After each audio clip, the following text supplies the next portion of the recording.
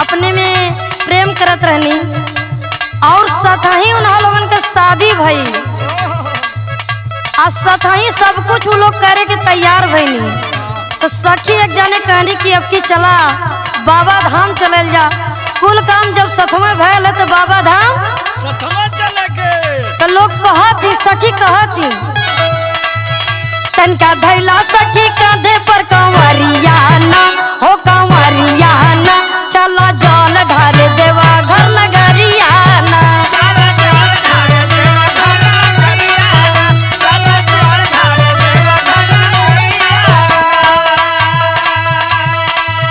तनका धैला सखी कांधे पर कंवरियाना हो कंवरियाना चला जल ढारे देवा घर नगरियाना।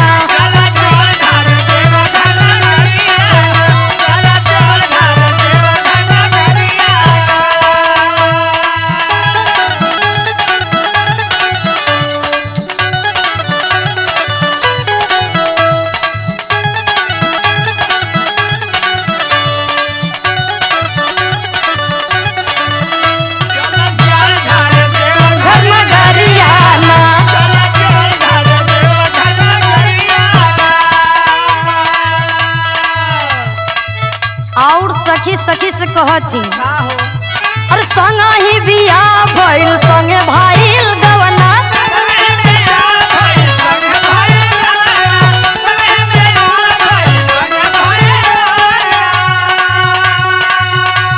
अरे संगा ही में दिल बाबा गोदी में खेलवना।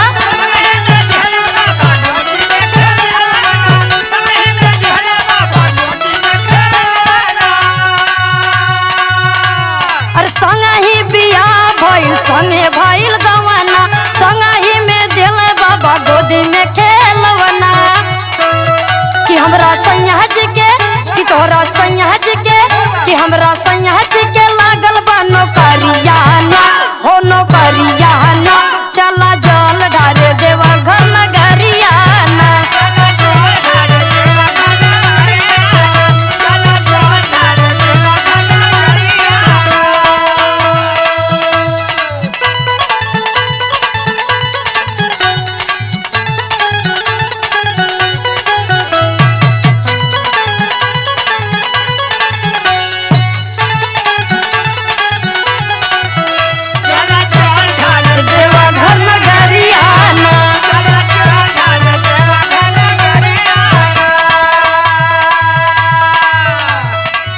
जब दोनों सखी साथे निकल गईनी बोलबम तो एक जाने थके लगने कांवर कहा सोचत है कि कहीं रख दे।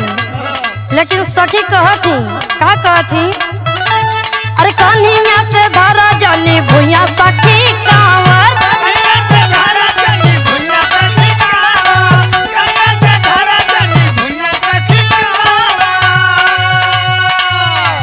अरे बोला बम बोलत रहा मिलत रही पावर।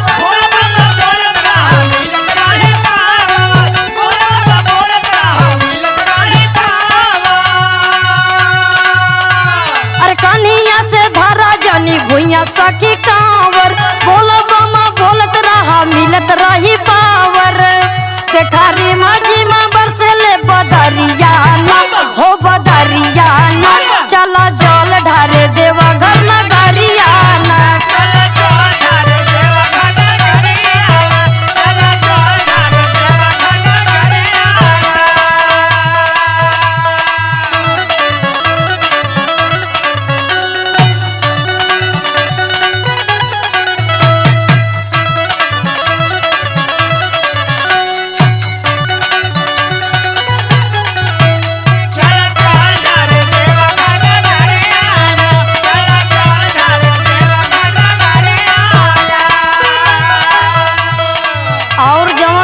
सखी रानी एक जाने बड़ी चिंता में रहे तो कहानी चिंता का करत हूँ तोहरे तो वो आयल हम हमरे तो वो ना आयल हम। कहती सखी से झूठा ही करेलू सखी चिंता बेकार में।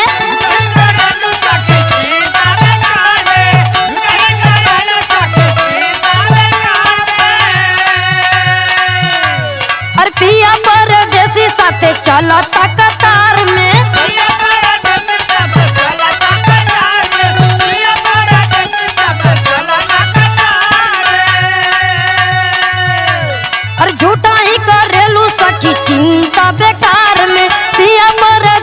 साथे चला ता कतार में सीमा उदय संगे बोले जय करियाना हो जय करियाना।